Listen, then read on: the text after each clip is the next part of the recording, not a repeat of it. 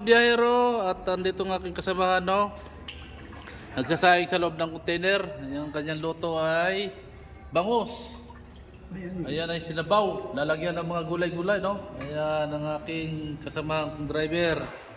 Ayan, shout out, buds. Shout out sa lahat ng mga truckers dyan, mga driver, yung mga matitino yung hindi babaero. Oh, nandito yung asawa niya. Ano luto niya, bro? Paksiw. Paksiw. Oo, yung aabutin ng 1 linggo. Abutin na 1 linggo. Katulad nung ginawa nung nagluluto, nung rice cooker. Oo. Oo. Yan, pang 1 linggong paksiw to. Pang 1 linggong paksiw. Oh. Ayan, sa loob ng container sila ay nagluluto. Pagdating ng tanghali ay medyo mainit. Ay, dito tayo. Kaya medyo maaga pa, kaya magluluto ng maga.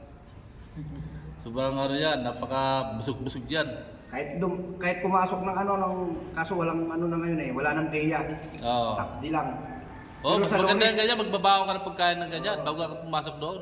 Kasi hindi mo alam yung aberya doon sa loob eh. Kaya nga. Kaya, ayan na.